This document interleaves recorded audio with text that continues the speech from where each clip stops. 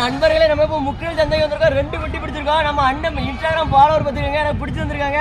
என்ன பார்த்துல எப்படி உங்களுக்கு மனசு வந்து பிடிச்சி தரீங்க? நான் தம்பியை சந்தையில் பார்த்தேன், அப்படியே தடுமாறிட்டே வந்தான். ஒரு குட்டியாக ரேட்டு கேட்டான், வேங்கதான் விலை கேட்கான், அப்படி பேர் தான். அதான் இன்ஸ்டாகிராம் பார்த்து தம்பியை பார்த்த உடனே எனக்கு முகம் பிடிப்பிட்டு, தம்பி எந்த குட்டி வாங்கணும்னா இந்த மாதிரி குட்டியை கருத்து கடை வாங்கினாங்கன்னா, கோயிலுக்கு செய்து கருத்து கடை வாங்கினாங்கன்னா அப்படின்னா 2 குட்டியை 12,000 சொன்னாங்க. முதல் கேள்வி 7,000 கேட்டோம், அப்புறம் 7,500 கேட்டு 8,000ன்னு தம்பிக்கு கறிக்கடை ரேட்டுக்கு சௌரமே வாங்கியாச்சு. நாங்கள் வந்து வீரூரில் கறிக்கடை வச்சிருக்கோம், எங்கள் ஊரில் கறி 700 போடுதோம். இவங்க ஊரில் தான் நான் ஜேசிபி டிரைவராக இருக்கேன். இப்போ இந்த கொட்டியெல்லாம் நான் கேட்கும்போது எல்லாம் 6, 7 அப்படி சொன்னாங்க.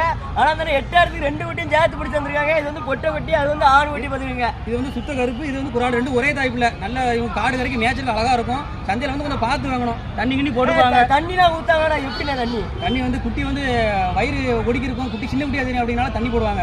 தண்ணி போட குட்டி கொஞ்சம் பெரிய குட்டியாக இருக்கும், கொஞ்சம் ரேட்டு கொஞ்சம் கூட கொஞ்சம் போகும் அப்படின்ட்டு வியாபாரம் இப்படி செய்வாங்க.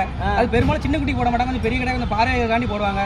அதை பார்த்து வாங்கணும். தண்ணி போடுறது விட்டு வீட்டில் போய் ஒரே பீச்சை கடை அடிச்சு செத்து போச்சு குட்டி, அதனால பார்த்து வாங்கணும். வயிறு இல்லாமல் இந்த மாதிரி திங்கிற குட்டியாக பார்த்து செக் பண்ணி குட்டி அப்படி சூட்டாக இருக்கான்னு அப்படி பார்த்து வாங்கணும். நல்லா ஓடி கிடையாது. இப்படி சூட்டான குட்டி தான் வித்தியா பிடிக்க முடியல வித்தியா. சரி நண்பர்களே, நம்ம பிடிச்சாச்சு.